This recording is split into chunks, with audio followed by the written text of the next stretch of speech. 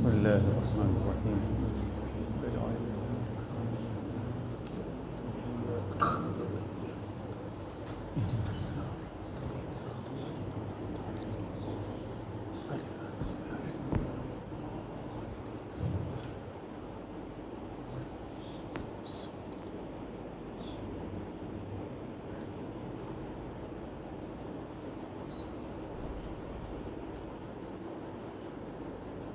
لا حول ولا قوة إلا بالله العلي العظيم.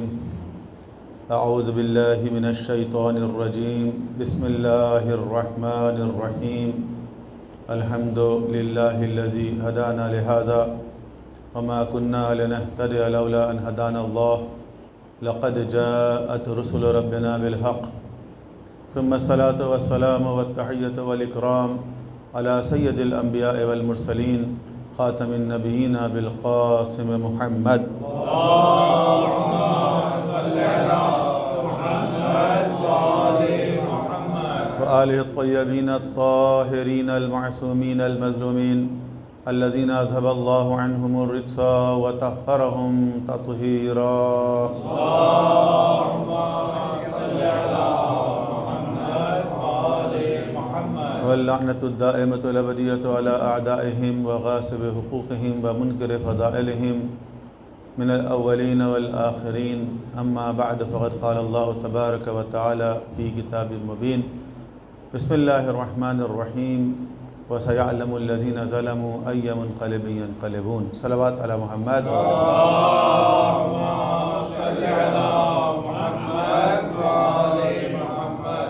حضرت محترم سورہ مبارکہ شعراء کی آیت نمبر 227 ہے، جو عام طور پر آپ حضرات مجالس کے آخر میں سنتے ہیں. اس کو ہم نے سرنامہ کلام قرار دیا ہے، جس میں خداوند عالم کا ارشاد ہے وَسَيَعْلَمُ الَّذِينَ ظَلَمُوا أَيَّ مُنقَلِبٍ يَنقَلِبُونَ. ان قریب یہ ظالم لوگ دیکھ لیں گے کہ وہ کہاں پلٹ کے جاتے ہیں. اور موضوع ہے ہمارا کہ ائمہ طاہرین، ائمہ اہل بیت علیہم السلام کی حکمت عملی کیا رہی ظلم کے مقابلے میں، ظالموں کے مقابلے میں، ظالم حکمرانوں کے مقابلے میں. بہت سی باتیں ہو چکی ہیں. کل قرآن کے حوالے سے میں عرض کر رہا تھا کہ امیر المومنین نے قرآن کو جمع کرنے کا اہتمام کیا اور ایک سرکاری سطح پر جمع کیا گیا، اور جو قرآن مولا علی نے جمع کیا وہ سرکاری طور پر تسلیم نہیں ہوا. تو اس سے بعض اوقات غلط فہمی ہوتی ہے، کیونکہ مجلس کے بعد بیٹھ کے کچھ باتیں یہاں ہو گئیں، لیکن ظاہر ہے یہ مجلسیں آج کل تو آن لائن بھی سنی جاتی ہیں. تو اس لیے وہ بات جو ہم بعد میں کر چکے تھے تھوڑا سا میں اس کو شامل کر دوں مجلس میں. صلوات پڑھیں ایک محمد والے محمد.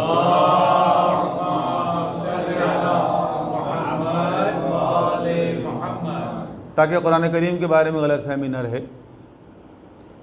کہ دیکھیں قرآن کریم جو ہے وہ کوئی 4 مرحلے میں جمع ہوا یا 4 مرتبہ جمع ہوا. یعنی اس میں کوئی اختلاف نہیں ہے، کوئی شیعہ سنی، بلکہ سب کی رائے یہی ہے. جزئیات میں اختلاف ہو سکتا ہے، ڈیٹیلز کے اندر کچھ اختلاف ہو سکتا ہے. سب سے پہلے تو پیغمبر اکرم نے جمع کیا. جیسے جیسے قرآن نازل ہوتا تھا کچھ کاتبین وحی تھے جن کا کام تھا لکھنا، اور وہ قرآن لکھ لیا کرتے تھے. اب یہ کاتبین وحی جو تھے وہ کچھ تو واقعی کاتبین وحی تھے، کچھ لوگوں کے نام بعد میں شامل کر لیے گئے کاتبین وحی کے طور پر. جیسے معاویہ ابن ابی سفیان بھی کاتبین وحی ہیں، حالانکہ یہ وہ لوگ ہیں جب فتح مکہ ہوا تو مسلمان ہوئے. ابو سفیان اینڈ سنز فتح مکہ کے وقت مسلمان ہوئے، اور فتح مکہ کے بعد پیغمبر اکرم مکے میں 3 دن رہے، میکسیمم 7 دن. اور اس کے بعد غزوہ بنی حوازن کے لیے چلے گئے طائف کی طرف، اور جس کو غزوہ حنین بھی کہتے ہیں، غزوہ بنی حوازن کو غزوہ حنین بھی کہتے ہیں. غزوہ حنین کے بعد پیغمبر اکرم واپس آ گئے مدینہ، اور ابو سفیان اور ان کا خاندان جو ہے وہ مکے میں رہا. اس کے بعد تو کبھی آئے نہیں ہے مدینے. تو کون سی وحی نازل ہو گئی اور کون سی کتابت کر دی کہ ان کا نام بھی کاتبین وحی میں آ گیا۔ وہ اصل میں ایک روایت ہے کہ ابو سفیان نے حضور سے کہا کہ یہ جو میرا بیٹا ہے معاویہ، یہ لکھنا پڑھنا جانتا ہے، اس کو آپ اپنے کسی کام میں لگا دیں، لکھنے پڑھنے کا کوئی کام اس کو دے دیں۔ جیسے ہوتا ہے نا، آپ کسی کو کہتے ہیں کہ بچہ فارغ ہے، اس کو ذرا کسی نوکری میں لگا دیں، تو یہ نہیں کہا قرآن لکھنے میں لگا دیں، یعنی کتابت جانتا ہے، لکھنا پڑھنا جانتا ہے، اس کو کسی کام میں لگا دیں۔ اور حضور نے کہا اچھا، بس اس کے آگے کی ڈیٹیل کہیں نہیں لکھی ہوئی ہے کہ حضور نے کس کام میں لگایا، یا کچھ لکھنے میں لگایا یا قرآن لکھنے میں لگایا۔ قرآن تو لکھنے میں جب لگاتے نا جب حضور کے ساتھ آتے۔ لیکن بہرحال اگر ہم اس طرح تفصیل میں جانے لگے تو بات لمبی ہو جائے گی۔ خلاصہ یہ ہے کہ کچھ لوگوں کی ڈیوٹی اللہ کے رسول نے یہ لگائی تھی کہ جیسے جیسے قرآن کی آیت نازل ہوتی تھی وہ لکھتے تھے، وہ واقعی کاتبین وحی تھے، انہوں نے کتابت کی، لیکن یہ کتابت کاغذ پہ نہیں تھی اور 15 مختلف چیزوں پر تھی۔ لکڑی ہے، چھال ہے، کپڑے ہیں، کھال ہے، اور اس طرح پتھر ہیں، بعض خاص قسم کے پتھر ہوتے تھے، اس کو اس طرح پلیٹ اس کو کاٹ لیا کرتے تھے، وغیرہ وغیرہ۔ 15 مختلف چیزیں ہیں جن کے اندر اس زمانے میں چیزیں لکھی جاتی تھی۔ کاغذ ایجاد ہو گیا تھا لیکن مشکل سے دستیاب تھا۔ کاغذ چین میں ایجاد ہوا تھا، عرب میں پہنچ چکا تھا، بعد میں عرب میں بننے لگا۔ تو ایک مرحلہ یہ تھا۔ دوسرا مرحلہ وہ ہے کہ جب حضور کی رحلت ہو گئی تو ایک قرآن جمع کیا گیا سرکاری سطح پر، اور ایک قرآن جمع کیا حضرت علی علیہ السلام۔ ٹھیک ہے، یہ 3 مرتبہ جمع ہوا۔ حضرت علی علیہ السلام نے کہاں سے جمع کیا؟ وہی نسخہ جو حضور دے کر گئے تھے، وہ گٹھری جو حضور دے کر گئے تھے جس میں پورا قرآن تھا، اس کو آپ نے ری رائٹ کیا، آپ نے ری رائٹ کیا، اور ہر آیت کے بارے میں آپ کی معلومات بھی تھی۔ خود آپ نے ارشاد فرمایا کہ کوئی ایسی آیت نہیں ہے قرآن کی مگر یہ کہ میں بتاؤں گا کہ یہ صحرا میں نازل ہوئی ہے، یا آبادی میں نازل ہوئی ہے، یہ دن میں نازل ہوئی ہے، یا رات میں نازل ہوئی ہے۔ تو یہ سارا علم کس کے پاس تھا؟ یہ خود ان کے پاس تھا۔ انہوں نے کسی سے نہیں کہا کہ لے کر آؤ، گواہ لے کر آؤ، صورتیں لے کر آؤ، آیتیں لے کر آؤ۔ سرکاری سطح پر جو جمع ہوا وہ میں نے آپ کو بتا دیا۔ تو اس جمع کرنے کا جو میتھڈ تھا، جو طریقہ کار تھا، وہ خود ایسا تھا جو کافی شکوک و شبہات پیدا کرنے والا تھا۔ اس طریقے سے کسی بھی چیز کو اگر آپ جمع کرتے ہیں، مثال کے طور پر آج مثلا پاکستان کو بنے ہوئے 70 سال ہو گئے، آج آپ یہ طے کریں کہ پوری دنیا میں قائد اعظم کی جتنی بھی تحریریں ہیں ان سب کو جمع کیا جانا ہے۔ ایک ادارہ فرض کریں، قائد اعظم اکیڈمی ایک ادارہ ہے نا، وہ اعلان کر دے کہ پوری دنیا میں جس کے پاس قائد اعظم کی کوئی بھی تحریر ہے وہ لا کے جمع کرائے، اور ہر تحریر کے عوض اس کو $1,000 دیے جائیں گے، فرض کے پیسہ بھی اعلان کر دیں، تو جن کے پاس جو تحریر ہوگی وہ لوگ دینا شروع کر دیں گے، $1,000 میں دے دیں ان کو، کوئی ایسی بات نہیں۔ قائد اعظم کی تحریر کے لیے $1,000 کیا ہے؟ کچھ بھی نہیں ہے۔ اچھا، اس طرح سپوز آپ کے پاس 500 تحریریں جمع ہو گئیں، ٹھیک، اگر آپ کے پاس 500 اسکرپٹ جمع ہو گئی تو کیا آپ یہ کلیم کر سکتے ہیں کہ اب دنیا میں قائد اعظم کی کوئی بھی تحریر باقی نہیں ہے؟ نہیں کر سکتے نا۔ بھئی ٹھیک ہے، 500 لوگوں نے جمع کرا دیا، کیا پتہ بہت سے ہوشیار لوگ ہوں، جب 1000 کے بعد 2000 کی آفر آئے گی پھر جمع کرائیں گے۔ بھئی ابھی تو 1000 والی آفر آئی ہے نا، بعد میں 2000 والی آئے گی، پھر 10,000 والی آفر آئے گی۔ تو یہ جو طریقہ کار ہے یہ بڑا عجیب ہے۔ اور پھر اس قسم کی روایتیں جو میں نے کل بیان کی کہ آیت رجم لے کر آئے تو گواہ نہیں تھا ان کے پاس کوئی، اب ہم کیا کریں؟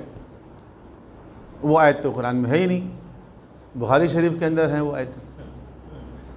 اور پھر بخاری ہی کے اندر ایک اور روایت ہے ام المومنین حضرت عائشہ سے کہ جب حضور کی رحلت ہوئی تو آیت رجم اور جو بڑے عمر کے لوگوں کی رضاعت، یہ ذرا ایک مشکل کیا ذرا عجیب سا مسئلہ ہے جس کی تشریح مناسب نہیں ہے کرنا، رضاعت کبیر کہلاتا ہے وہ۔ تو رضاعت کبیر کے احکام اور آیت رجم یہ ایک بستر کے نیچے تحریر تھی، اور ہم حضور کے رحلت کی وجہ سے مصروف ہو گئے دیگر چیزوں میں، تو ایک بکری تھی داجن، وہ آئی اور اس نے وہ کھا لیا۔ اس طرح وہ ساری آیتیں بکری کھا گئی۔ یہ بھی بخاری شریف کی روایت ہے۔ تو اگر اس طریقے سے دیکھیں گے تو چیزیں کافی مشکوک ہو جاتی ہیں، اس لیے مناسب یہ ہے کہ میں اس کا اگلا مرحلہ بھی بیان کر دوں۔ صلوات پڑھیں محمد وعلی محمد پہ۔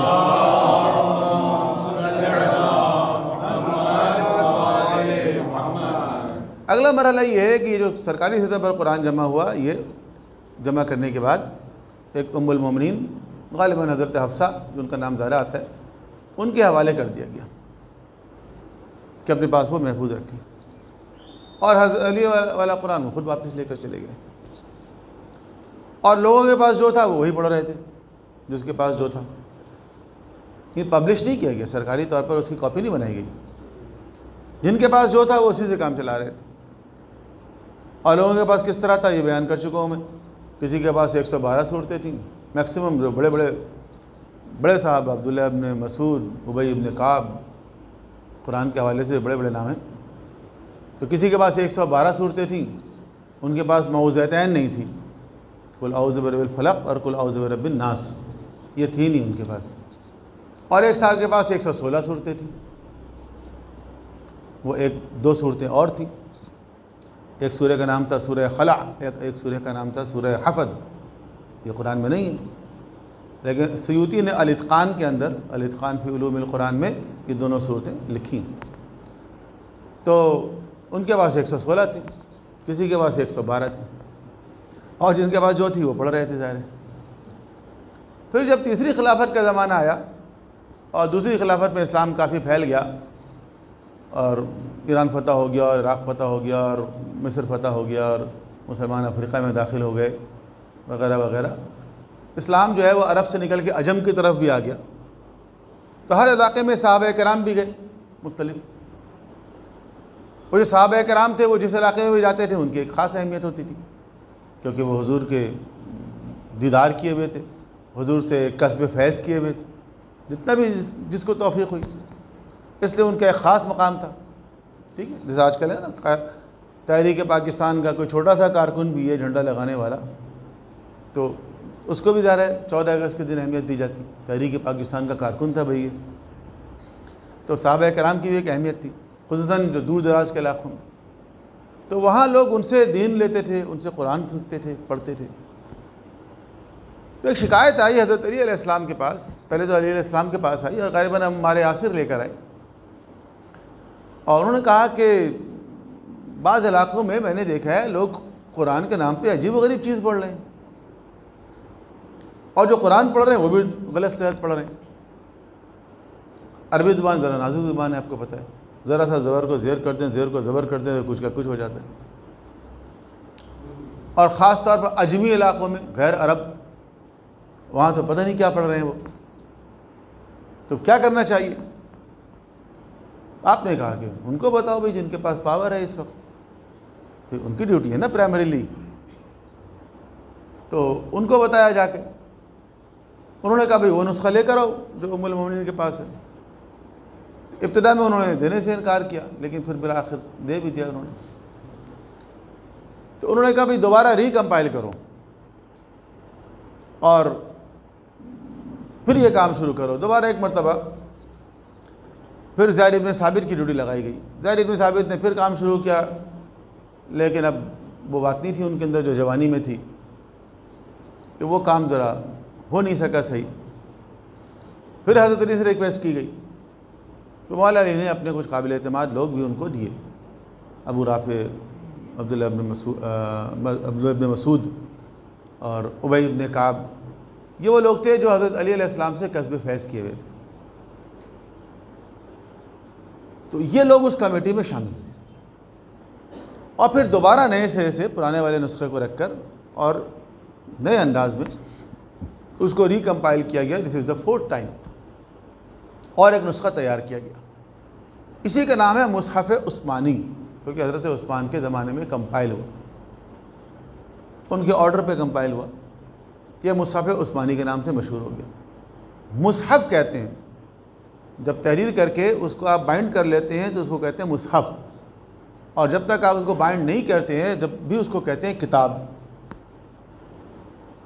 تو قرآن کریم پیغمبر کے زمانے میں بھی کتاب تو تھا نا، ذالک الکتاب لا ریب فیہ، لیکن کتاب کا مطلب یہ جو آج ہم کتاب سمجھتے ہیں، پرنٹنگ، بائنڈنگ، پیج، ٹائٹل، یہ نہیں تھا، بلکہ وہ چیز جو کتابت کے قابل ہو اس کو بھی کتاب کہتے ہیں۔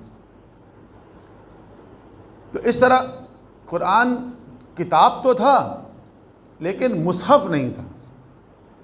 تو مصحف کی شکل حضرت علی نے دی، اور پھر بعد میں سرکاری سطح پر دی گئی، اور پھر تیسری مرتبہ تیسرے خلیفہ کے دور میں یہ شکل دی گئی۔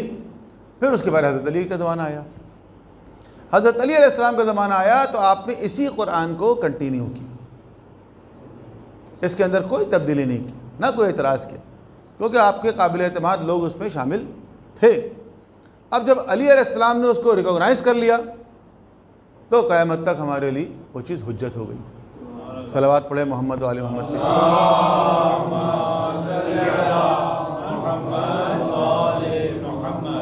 اور پھر ائمہ تابعین علیہ السلام نے ہمیشہ اسی قرآن کا ریفرنس دیا۔ کسی نے سوال کیا، آپ نے جواب دیا، قرآن کی آیت پڑھی، یا بعض لوگ سوال کیا کر لیتے قرآن میں یہ بات کہاں لکھی ہوئی ہے، تو آپ آیت پڑھ دیا کرتے تھے۔ تو وہ جو آیتیں پڑھتے تھے معصومین علیہ السلام، وہ کس قرآن سے پڑھتے تھے؟ کسی ایک ہی قرآن سے پڑھتے تھے نا۔ یہ تو کسی نے نہیں کہا کہ ہمارے پاس ایک اور نسخہ موجود ہے، یہ آیت اس کے اندر لکھی ہوئی ہے اور تمہارے والے نسخے میں یہ نہیں ہے، ایسا کوئی نہیں۔ تو ایک ہی نسخہ ہے تمام مسلمانوں کے پاس، اور اسی نسخے پر ائمہ تابعین نے بھی اعتماد کا اظہار کیا ہے۔ تو وہ لوگ جو شیعوں پہ الزام لگاتے ہیں تحریف قرآن کا، کہ قرآن کی تحریف کے قائل ہیں، وہ در حقیقت بعض ان روایتوں کی وجہ سے لگاتے ہیں جن کو پڑھ کے شبہ ہوتا ہے کہ شاید قرآن میں تحریف ہو گئی ہے۔ تو ایسی روایتیں شیعوں کے ہاں بھی ہیں، سنیوں کے ہاں بھی ہیں۔ اب آپ بتائیں، اگر آپ کو روایت دکھا لی جائے بخاری شریف کے اندر کہ بکری کھا گئی، تو آپ کو قرآن میں شبہ ہوگا یا نہیں ہوگا؟ شبہ ہو جائے گا۔ اور پھر جس موضوع کے بارے میں بات ہو رہی ہے اس موضوع کی آیت قرآن میں ہے بھی نہیں۔ رجم والی آیت ہے قرآن میں؟ زانی کو سنسار کرنے کا حکم ہے قرآن میں؟ نہیں، کوڑے لگانے کا حکم ہے، جبکہ سنسار پیغمبر کرتے رہے، یہ طے ہے۔ سنسار مولا علی نے بھی کیا، خلفاء نے بھی سنسار کیا۔ تو سنسار تو اسلامی حدود میں سے ایک سزا ہے ڈیفینیٹلی، قرآن میں آیت نہیں، بخاری میں ہے وہ۔ تو اس قسم کی چیزیں اگر دکھائی جائیں گی کسی کو تو شکوک و شبہات پیدا ہوں گے، لیکن ان تمام روایتوں کے بارے میں اگر کوئی اس قسم کی کوئی چیز شیعوں کے پاس ہے یا سنیوں کے پاس ہے تو علماء کا اتفاق اس بات پر ہے کہ یہ غلط فہمی کی بنیاد پر ہے، اور اس کی ایک الگ تفسیر ہے، ہمارا اصل موضوع نہیں ہے۔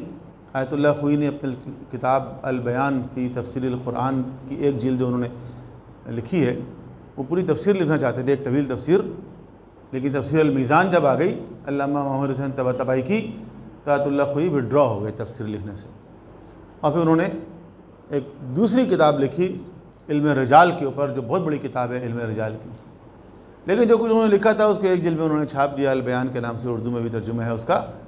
تو اس کے اندر بہت تفصیل کے ساتھ انہوں نے ان روایتوں پر بحث کی ہے، خواہ وہ شیعوں والی ہو یا سنیوں والی ہو، کہ جس میں تحریف کا شبہ ہوتا ہے، اور انہوں نے ثابت کیا کہ یہ سب غلط فہمی کی وجہ سے، یہ سب غلط فہمی کی وجہ سے یہ موضوع آج ہمارا نہیں ہے۔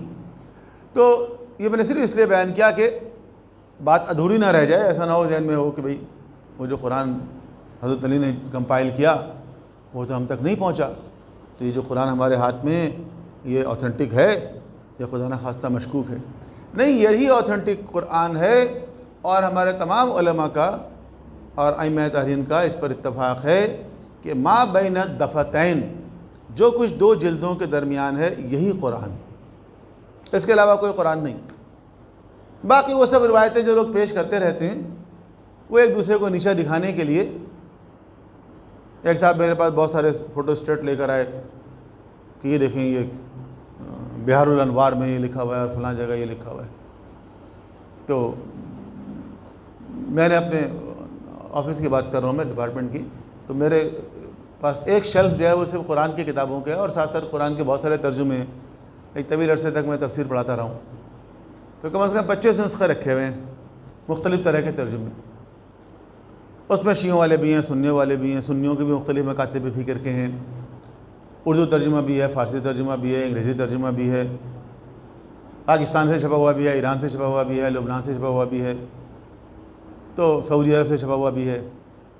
تو میں نے اسے کہا کہ دیکھیں یہ جو آپ پلندہ لے کر آئیں, اس قسم کا پلندہ ہمارے پاس بھی ہے, لیکن اس سے پہلے یہ جو یہاں سے یہاں تک یہ نسخے رکھے ہوئے ہیں یہ سب قرآن ہیں, اور ہر ملک کا چھپا ہوا ہے, شیعوں کا بھی ہے پبلش کیا ہوا ہے, سنیوں کا پبلش کیا ہوا بھی ہے.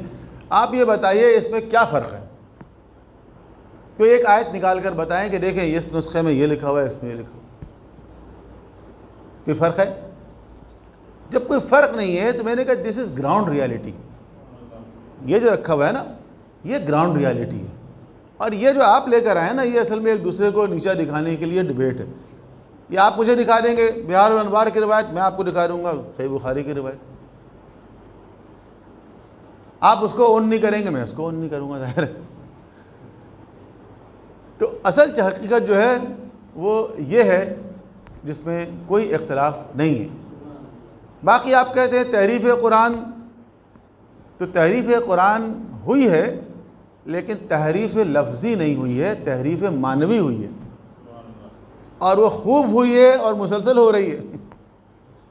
تحریف معنوی کہ قرآن کی آیت پڑھیں اس کا کچھ اور معنی کچھ لوگ لے رہے ہیں, دوسرے لوگ کچھ اور معنی لے رہے ہیں, لیکن تحریف لفظی نہیں ہوئی ہے.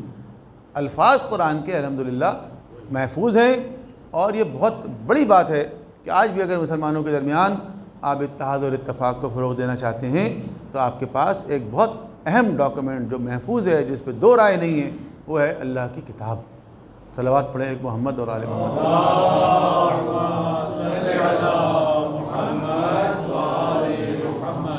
تو آپ یہ دیکھیے کہ علی علیہ السلام کو اگر ظاہری حکومت, خلافت, معاشرے کی قیادت, رہبریت نہیں ملی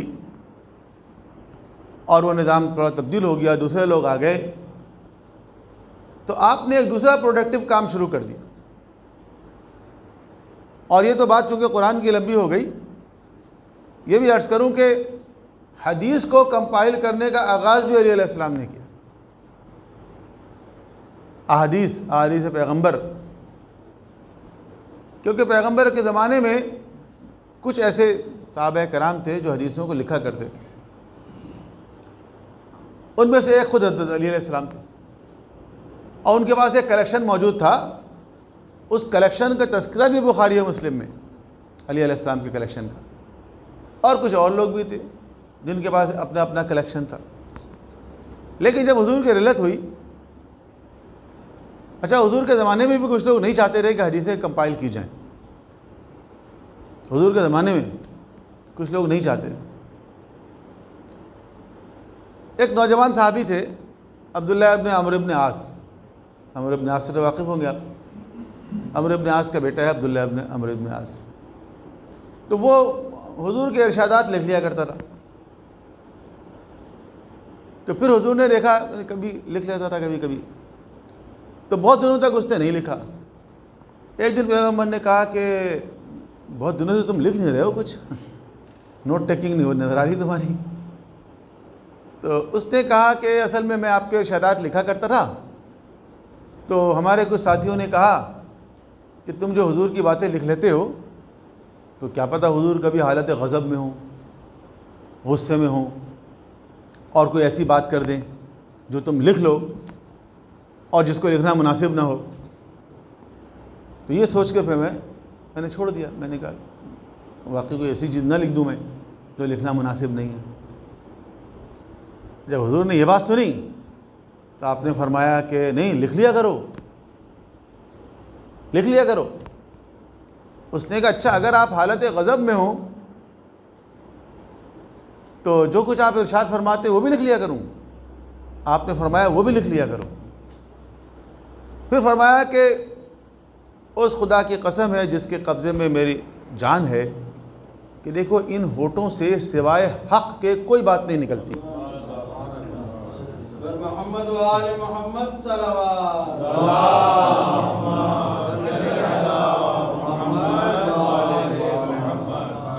یعنی اگر حضور کسی پر ناراض بھی ہو رہے ہوں گے تو خدا کی خاطر ہو رہے ہوں گے، اپنے نفس کی خاطر نہیں ہو رہے ہوں گے.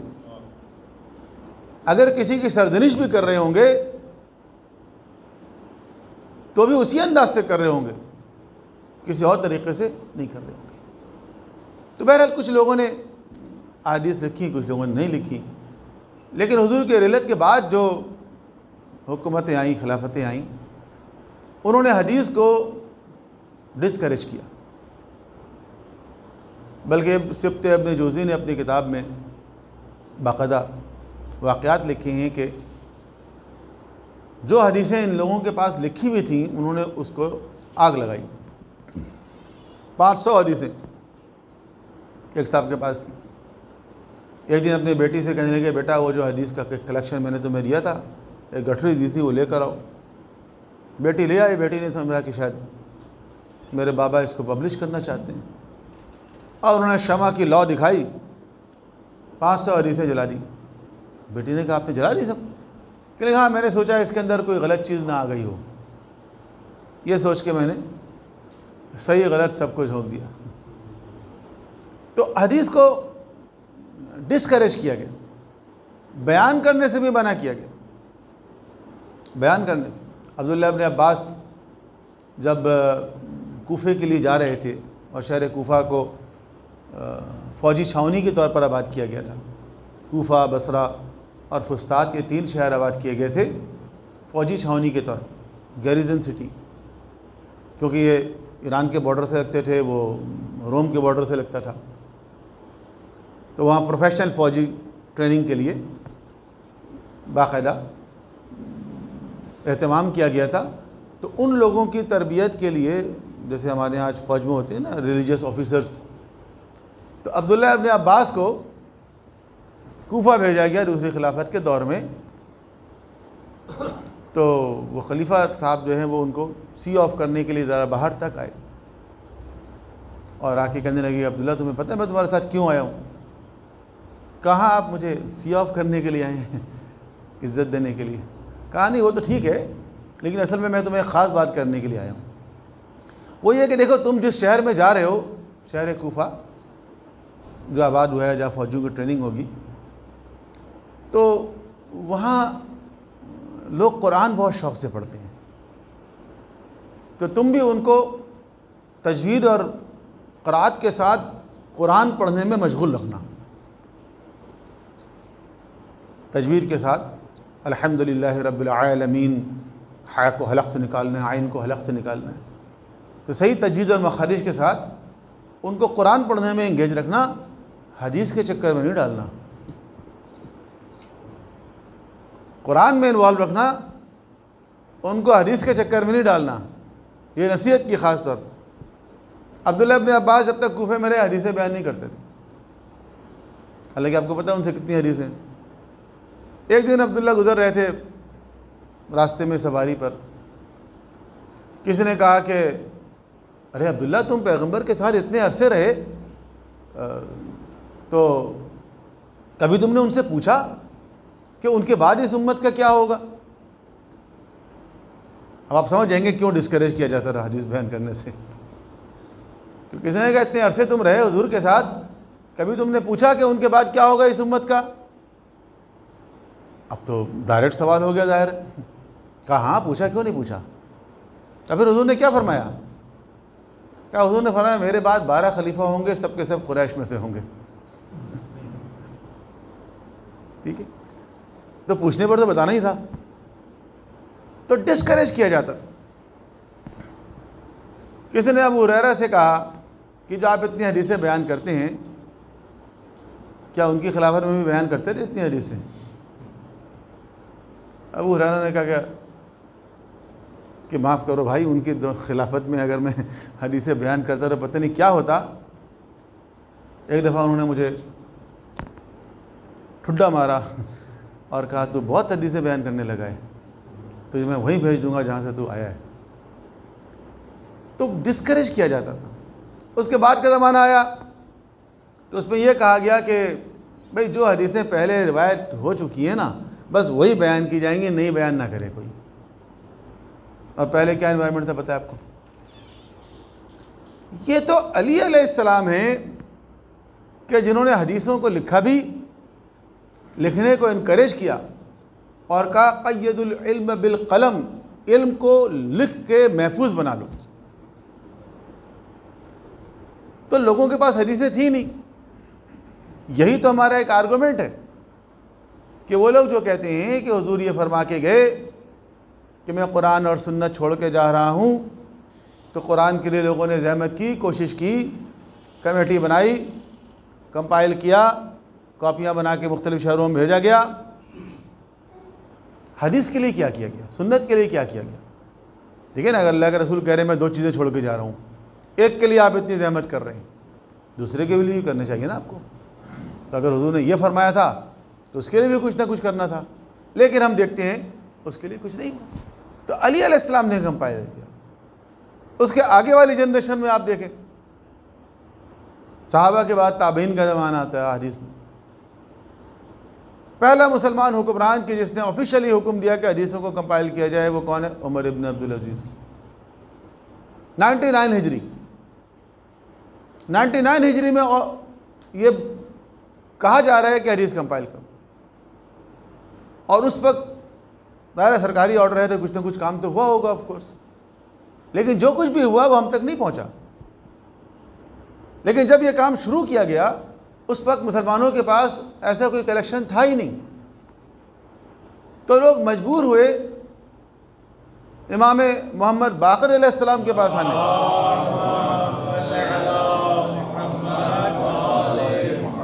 اور امام جعفر صادق علیہ السلام کے پاس آنے کا۔ تو جو لوگ حدیثیں بیان کرتے تھے وہ کہتے تھے قال ابا جعفر، قال ابا عبداللہ۔ ابا جعفر یعنی امام باقر علیہ السلام، ابا عبداللہ جب حدیث میں کہتے ہیں تو اس سے مراد امام صادق علیہ السلام ہوتے ہیں۔ تو اس زمانے میں جو حدیث بیان کیا جاتا تھا، بیان کی جاتی تھی، وہ ان 2 ہستیوں سے منسوب کی جاتی۔ یہ الگ بات ہے کہ جب بڑی کتابیں کمپائل کی گئیں، بڑی کتابیں تو 150 سال کے بعد کمپائل ہوئیں، جس کو بخاری، مسلم، ترمذی، نسائی، ابو داؤد، ابن ماجہ، صحاح ستہ کی 6 کتابیں۔ اس سے پہلے والی موطا امام مالک، مسند احمد ابن حنبل، یہ سب 2nd سینچری کے آخر میں ہوئی۔ اور اس وقت جب یہ کتابیں کمپائل کی گئیں ان میں آپ کو اہل بیت اطہار کا نام نظر نہیں آئے گا، اس میں دیگر راوی نظر آئیں گے۔ تو ائمہ علیہ السلام نے حدیثوں کو محفوظ بنایا، حدیثوں کو نیکسٹ جنریشن، صحابہ سے تابعین، تابعین سے تبع تابعین، اس کے بعد نیکسٹ جنریشن، اس کے بعد نیکسٹ جنریشن، راویان حدیث، محدثین، ان تک یہ چیزیں پہنچی۔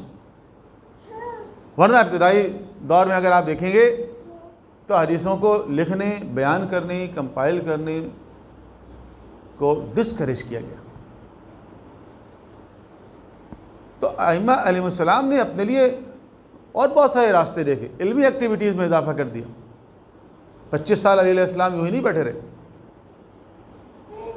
اور اپنے حق سے دستبردار نہیں ہوئے، کیونکہ یہ حق بھی خدا کا دیا ہوا ہے کہ اس امت کی قیادت اور رہبریت کے اصل میں اہل یہ ہیں، وہ خود کیسے دستبردار ہو سکتے ہیں؟ یہ خدا کا دیا ہوا حق ہے۔ لیکن ایک بنیادی بات اور عرض کروں، جو اسلام کا اصول ہے اور ظاہر اہل بیت کا اصول وہی ہے کہ کسی بھی صحیح کام کو کرنے کے لیے جو طریقہ کار ہے وہ بھی صحیح ہونا چاہیے، غلط طریقے سے صحیح کام نہیں کیا جائے گا۔ ٹھیک ہے، یہ جو فلسفی آج چل رہی ہے یہ یہودیوں کی ہے، بلکہ زائنسٹ کی ہے، صہیونیوں کی ہے۔ جو زائنسٹ پروٹوکول ہے اس کے پہلا جملہ کچھ اس طرح ہے کہ end justifies means, ends justify means. یہ اسلام کا اصول نہیں ہے کہ اینڈ جسٹیفائی مینز، یعنی اگر نتائج صحیح ہیں تو طریقہ کار کچھ بھی اختیار کر لو. یہاں تو بہت ساری جہادی تنظیموں نے، یہ ہمارے اپنے اداروں کی رپورٹ ہے کہ جہادی تنظیموں نے یہ بینکوں کو لوٹنے اور اغوا برائے تاوان اور ان طریقوں میں بہت زیادہ آگے رہی ہیں، اور ان طریقوں سے وہ پیسہ لے کر اور اس سے وہ اپنی وہ ایکٹیویٹیز، ظاہر ہے جو ٹیررسٹ ایکٹیویٹیز ان میں خرچہ تو ہوتا ہے، پیسہ تو چاہیے بہت. اب وہ پیسہ لوگوں سے چندہ لے کے تو اتنی آسانی سے ملتا نہیں ہے، چندے سے بھی ملتا ہے کچھ، لیکن جو کمی ہوتی ہے پھر وہ تو بڑے بڑے جو ڈکیتیاں ہیں، بڑے بڑے جو اغوا برائے تاوان ہیں، اس میں ان جہادیوں کا بھی بڑا ہاتھ ہے. یہ اداروں کی رپورٹیں اس طرح آئی. کیوں؟ وہ سمجھتے ہیں کہ ہم ایک اچھا کام کرنے جا رہے ہیں، اس کی خاطر اگر یہ اس کی کار چھین لیں تو کوئی حرج نہیں ہے، اس سے اغوا کر کے پیسے لے لیں تو کوئی حرج نہیں، چونکہ ایک عظیم اسلام کی خدمت ہونے جا رہی ہے. تو یہ اسلام کا اصول نہیں ہے. اسلام میں کوئی سلطانہ ڈاکو کا تصور نہیں ہے کہ امیروں کو لوٹ کے غریبوں کو بانٹ دیں. اگر آپ اچھا کام کرنا چاہتے ہیں تو اس کا طریقہ کار بھی جائز، اچھا اور نیک ہونا چاہیے. ٹھیک ہے، آپ سیلاب زرگان کی مدد کرنا چاہتے ہیں، آپ زلزلہ زرگان کی مدد کرنا چاہتے ہیں، تو اس کے لیے آپ کو میوزیکل کانسرٹ کرنے کی اجازت نہیں ملے گی. جیسے ہوتا ہے نا، چندہ جمع کرنے کے لیے میوزیکل کانسرٹ کر لیا، کیوں بھائی زلزلہ زرگان کی مدد کرنے جا رہے ہیں.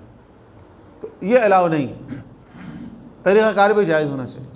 یہ اسلام کا اصول ہے، یہی اہل بیت کا اصول ہے، ظاہر ہے. تو علی علیہ السلام یہ سمجھتے تھے کہ انہی کا حق ہے، بلکہ وہ ظاہر ہے اس امت کے امام وہی ہیں، لیکن وہ اختیار و اقتدار حاصل کرنے کے لیے جو طریقہ کار ہوگا وہ بالکل فیئر ہونا چاہیے.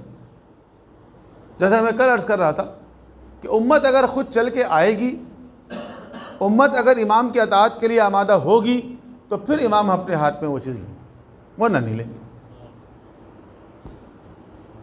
اور یہ سوال بھی کیا جاتا ہے کہ علی علیہ السلام اس کمیٹی میں کیوں شامل ہوئے، خلافت والی کمیٹی میں جو تیسری خلافت کے لیے بنائی گئی تھی.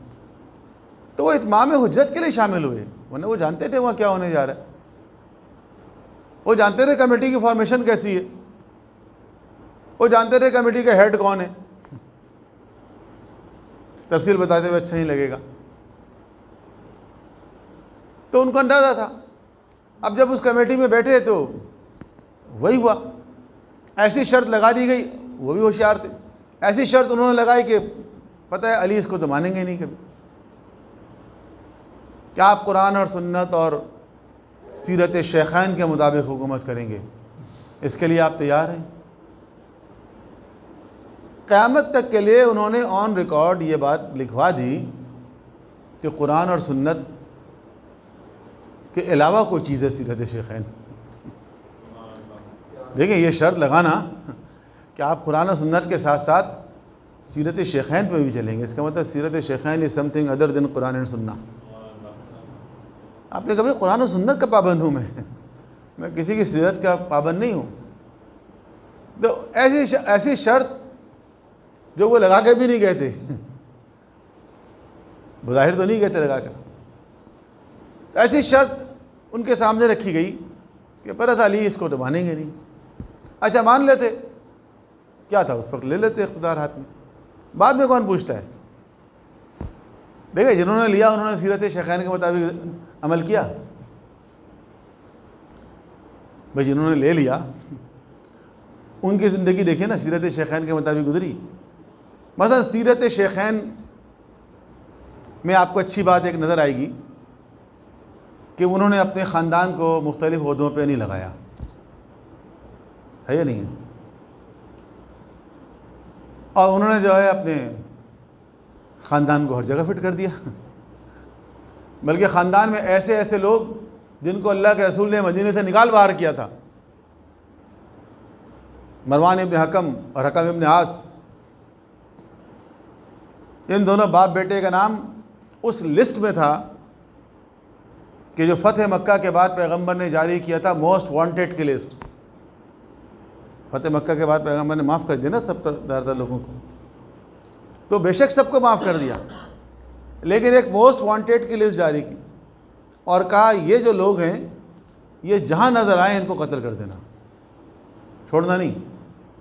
بے شک آپ نے سب کو معاف کر دیا، لیکن اس پرٹیکولر لسٹ کے اندر جو لوگ تھے ان کے جرائم بڑے بھیانک تھے۔ کچھ کے اوپر تو قتل کا مقدمہ تھا کہ قاتل تھے، ان سے قصاص لینا تھا۔ اور یہ جو تھے باپ بیٹا، ان کے بارے میں مولانا مودودی نے خلافت ملوکیت میں بھی لکھا ہے کہ یہ معاذ اللہ پیغمبر کی نقلیں اتارا کرتے تھے، اور پیغمبر نے خود بھی دیکھ لیا تھا۔ توہین رسالت،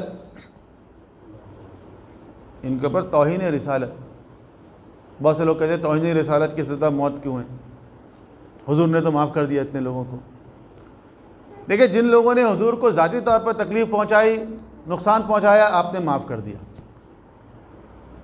معاف ہی کیا نا زیادہ تر لوگوں کو آپ نے۔ جن لوگوں نے پیغمبر کو ذاتی نقصان پہنچایا، تکلیف پہنچائی، آپ نے معاف کیا۔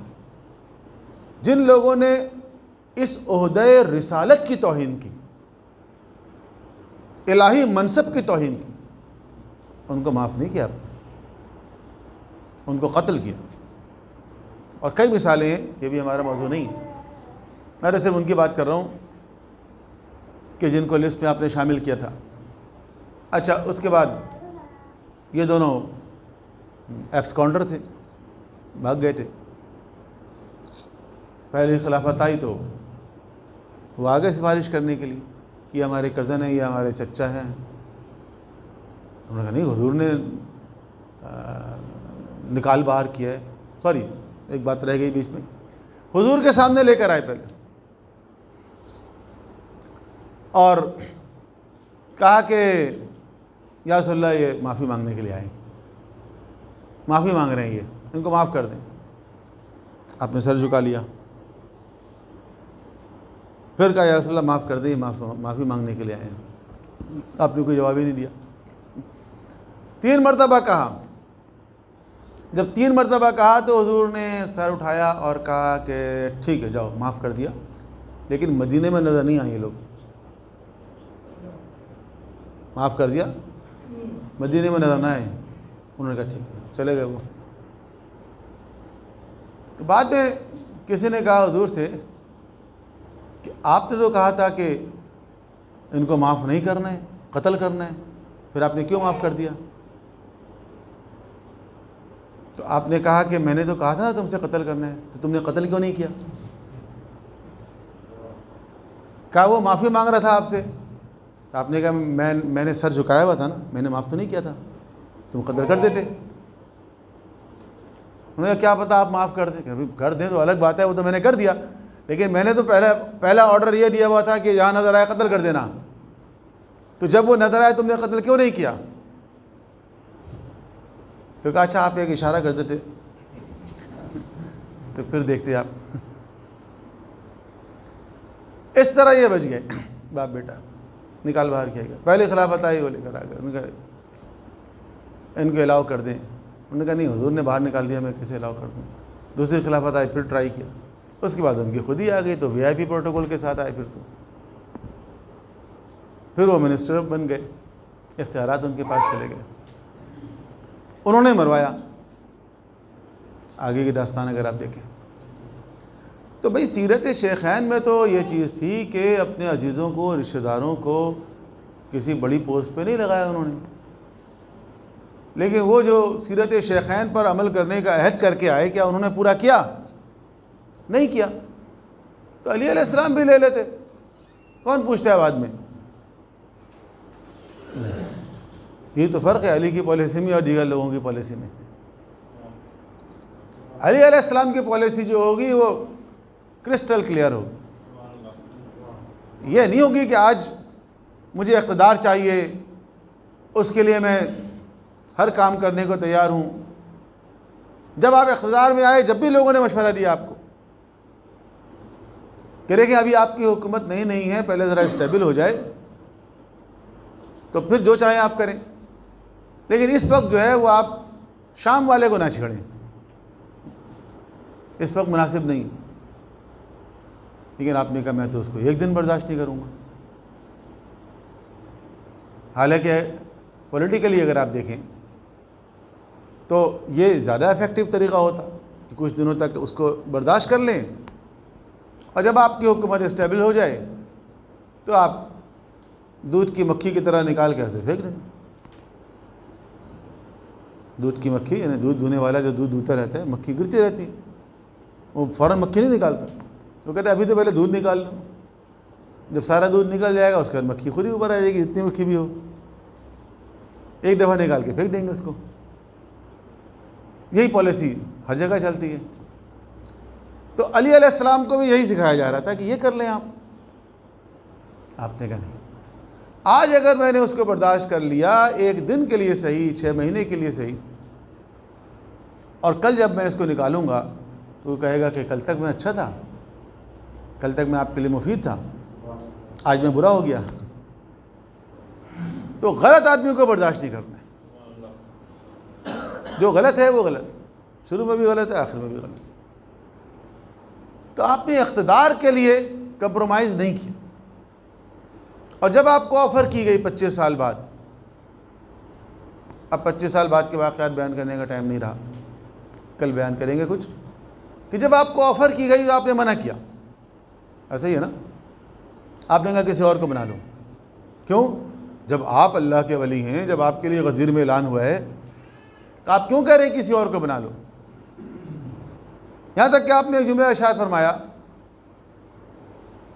کہ میرا مشیر بننا تمہارے لیے امیر بننے سے زیادہ بہتر ہے،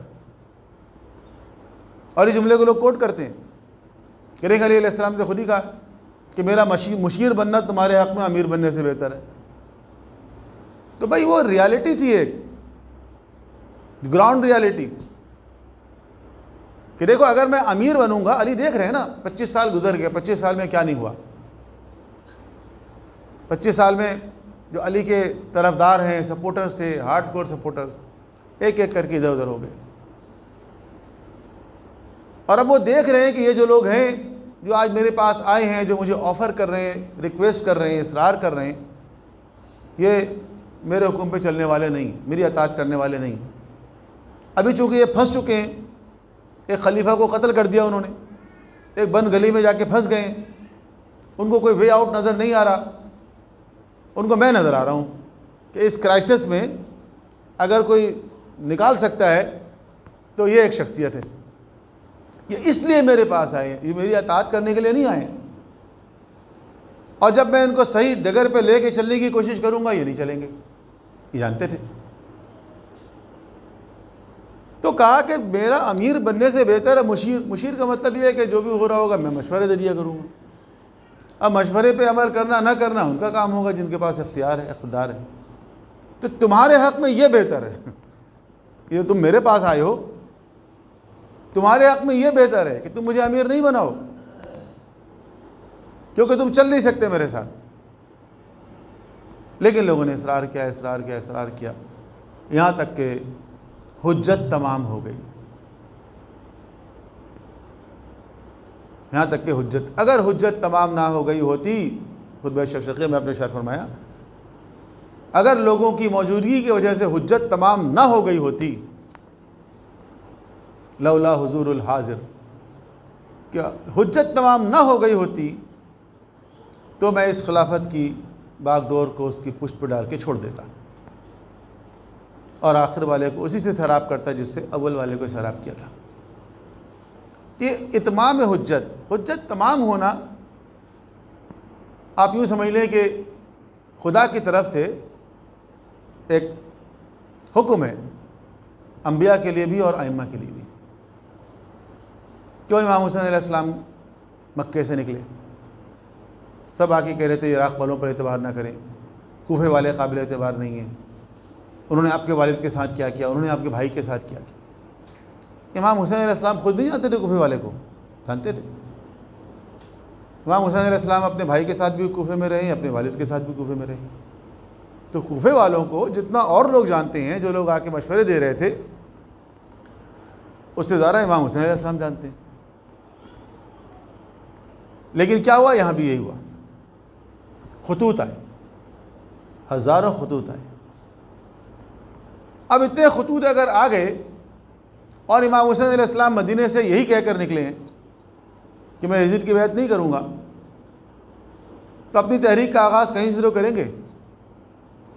مکے میں آ گئے، مکے سے پورے عالم اسلام میں پیغام پہنچ گیا۔ اب کہاں سے آواز آئی، کہاں سے آپ کو بلایا گیا؟ کوفے سے بلایا گیا، کسی اور شہر سے تو نہیں بلایا گیا نا۔ کسی اور شہر میں حسین کیسے جائیں؟ لوگ کہہ تو رہے ہیں آپ یمن چلے جائیں، آپ مصر چلے جائیں، لیکن کیا یمن کے لوگوں نے حسین کو دعوت دی ہے؟ نہیں بلایا۔ کیا مصر کے لوگوں نے آپ کو دعوت دی کہ ہمارے پاس آئے؟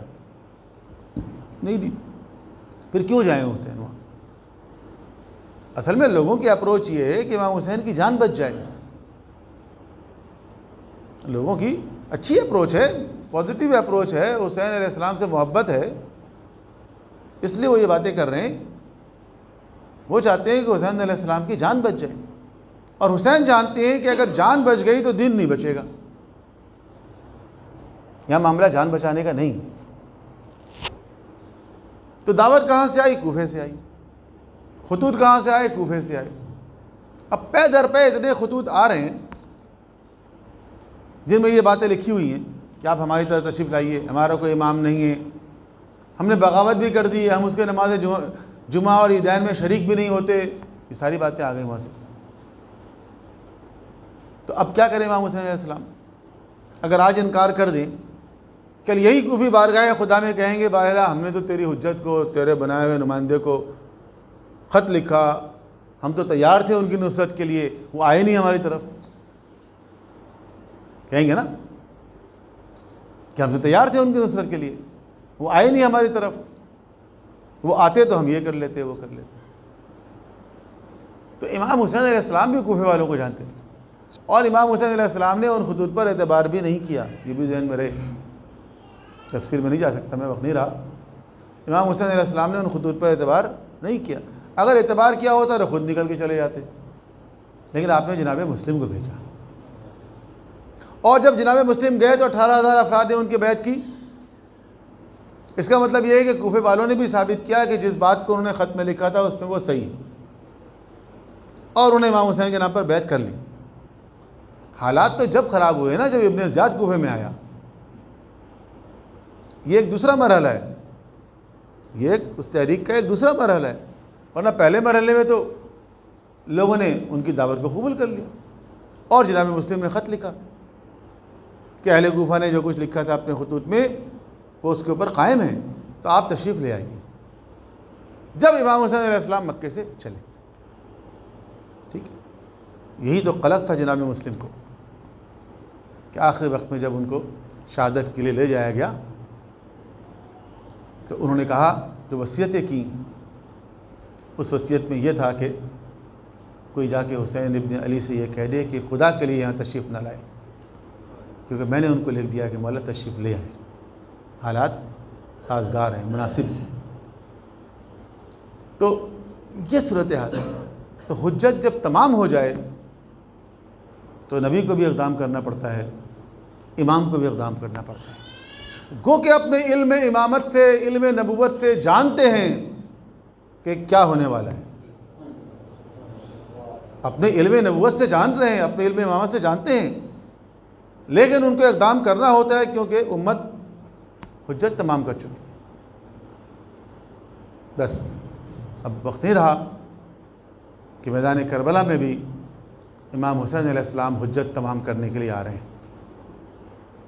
بارہا آپ نے خطبے دیے، بارہا خطاب کیا، بہت ساری مثالیں دیں۔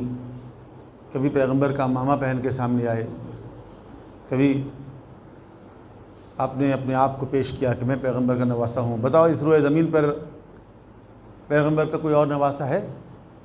نہیں ہے نا، تو تم مجھے کیوں قتل کرنا چاہتے؟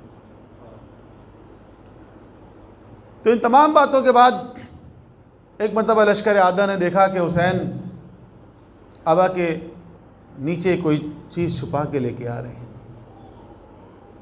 تو وہ سمجھے اب شاید حسین قرآن لے کر آئے، اب شاید قرآن لے کر آئے، کیونکہ اس سے پہلے آپ نے صدا استغاثہ بلند کی تھی، حل من ناصر ینصرنا، حل من یذب حل من ذاب یذب عن حرم رسول اللہ، کوئی ہے جو حرم رسول اللہ کا دفاع کرے؟ حسین یہ اعلان کر رہے ہیں کوئی ہے جو حرم رسول اللہ کا دفاع کرے؟ کوئی مسلمانوں میں ایسا غیرت مند نہیں تھا جو حرم رسول اللہ کا دفاع کرتا. تو ایک خیمے سے بچے کے رونے کی آواز ہے. حسین نے جا کے پوچھا معاشرہ کیا ہے؟ جناب ام کلثوم نے فرمایا کہ اس بچے نے اپنے آپ کو جھولے سے گرا لیا ہے. جناب علی اصغر کی شہادت کی 4 طرح کی روایتیں ہیں. علامہ مجلسی نے بھی لکھا ہے، فاضل دربندی نے بھی لکھا، ابھی مخنف نے بھی لکھا. بس مختلف جملے میں خلاصے کے طور پہ عرض کر رہا ہوں. ایک بتا حسین کہتے لاؤ میں شاید اس بچے کو پانی پلا کے لے کر آؤں، اور حسین ابا کے دامن میں چھپا کے اس بچے کو جس کا چہرہ پیاس سے بھوک سے کملا گیا تھا ایک مرتبہ لے کر آئے تو لشکر عادہ نے سمجھا کہ شاید آپ قرآن لے کر آئیں، لیکن جب آپ سامنے آئے اور آپ نے ابا کے دامن کو ہٹایا تو مجمع دیکھ کے حیران رہ گیا کہ حسین ایک چھوٹے سے کملائے ہوئے بچے کو لے کر آئے اور لا کے کہتے ہیں کہ اے فوج جفاکار، اگر تم اپنے ذام ناقص میں سمجھتے ہو کہ میں قصوروار ہوں، میں گناہ گار ہوں، تو اس چھوٹے سے بچے کا کیا قصور ہے؟ دیکھو یہ 3 دن کا پیاسا ہے، اس کا چہرہ کملا گیا ہے، خدا کے لیے اس کو پانی پلا دو. اور اس کے بعد ایک مرحلے پر کہتے ہیں کہ اگر تمہارا خیال یہ ہے کہ اس بچے کے بہانے میں پانی پی لوں گا تو میں اس بچے کو اس تپتے ہوئے صحرا پہ لٹا دیتا ہوں، اپنے ہاتھ سے پانی پلا دو اس کو. اللہ اکبر. اور اس کے بعد حسین نے علی اصغر کو کربلا کے صحرا پہ لٹا دیا. یہ وہ عمل تھا جس کو دیکھ کے لشکر عادہ کے لوگ، بعض لوگ منہ پھیر پھیر کے رونے لگے. اختلاف ہو گیا ان میں. کسی نے کہا حسین صحیح تو کہہ رہے، اس بچے کا کیا قصور ہے؟ اس 6 مہینے کے بچے کو پانی کیوں نہیں پلا سکتے ہم؟ اور جیسے عمر سعد نے دیکھا کہ لشکر کے اندر ایسا نہ ہو بغاوت ہو جائے، ایک مرتبہ حرملہ کو اشارہ کیا کہ اقطع کلام الحسین، حسین کے کلام کو قطع کر دیں. اللہ اکبر. بہت تشریح کی ہے علماء نے اس جملے کی، لیکن ایک جملہ میں پڑھ رہا تھا کہ حرملہ نے پلٹ کے پوچھا کہ بچے کی یا اس کے والد کی؟ تو عمر سعد کہتا ہے کہ کیا تجھے بچے کی گردن نظر نہیں آ رہی ہے؟ اللہ اکبر. اور اس کے بعد حرملہ ایک مقام پر جاتا ہے جہاں وہ تیر پھر کا تیر، زہریلا تیر کہ جس کو جنگلی حیوانات کو، درندوں کو گرانے کے لیے استعمال کیا جاتا ہے، ایک مرتبہ وہ اپنے کمان میں لگاتا ہے اور اس کے بعد وہ تیر جب چلتا ہے تو روایت کے الفاظ یوں ہیں کہ فَصُبِحَ الطِّفْلُ مِنَ الْأُذْنِ إِلَى الْأُذْنِ، یہ ننھا سا بچہ ایک کان سے دوسرے کان تک ذبح ہو گیا.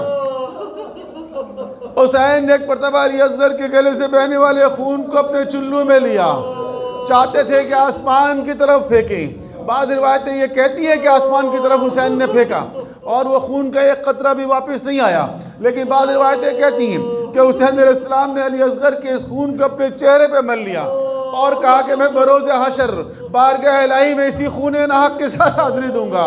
اور اس کے بعد سخت ترین مرحلہ یہ ہے حسین ابن علی کے لیے میدان کربلا میں، یہ سخت ترین مرحلہ یہ ہے کہ اس 6 مہینے کے ننھے سے بچے کی لاشیں کو اس کے ماں کے حوالے کرنا ہے.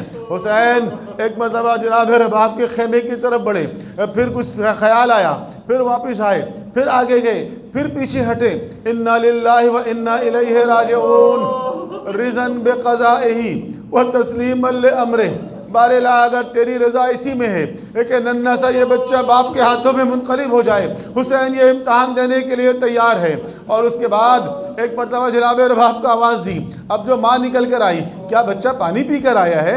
حسین نے ایک مرتبہ ابا کے دامن کو پلٹ دیا.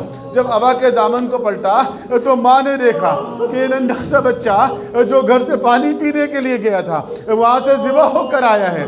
لیکن یہ کربلا کی ماں ہے، اس نے احتجاج نہیں کیا، حسین کو شرمندہ نہیں کیا، لیکن ماں ہے نا. ایک جملہ ارشاد فرمایا، کہتی ہے امثلک کا ینہر، میرے لال کیا تجھ جیسے بچے بھی ذبح کیے جاتے ہیں؟ اللہ لعنۃ علی القوم الظالمین وسیعلم الذین ظلموا ای منقلب ینقلبون. بار اللہ ہمارے ذکر کو اپنی بارگاہ میں قبول فرما، ہمیں قرآن کریم اور سیرت معصومین کے مطابق اپنی زندگی استوار کرنے کی توفیق عطا فرما. ہمارے جوانان عزیز کو علم و عمل کی دولت سے مالا مال فرما. مسلمانوں کے درمیان اتحاد اور اتفاق کو فروغ عطا فرما. پوری دنیا سے اس موذی وائرس کا خاتمہ فرما. جہاں جہاں عزاداری سید الشہداء ہو رہی ہے اور عزاداری اور عزاداران سید الشہداء کو اپنے حفظ و امان میں رکھ. جو لوگ وطن عزیز میں دنیا بھر میں انتہا پسندی، دہشت گردی، فرقہ واریت کو فروغ دینا چاہتے ہیں، ان کے عزائم کو خاک میں ملا دے۔ اس روز زمین کو عدل و انصاف سے پر کرنے کے لیے اپنے آخری اجر کے حضور میں تعجیل فرما۔ ہم سب کو امام علیہ السلام کے انصار اوان میں سے قرار دے۔ ربنا تقبل منا انک انت السمیع العلیم برحمتک یا ارحم الراحمین۔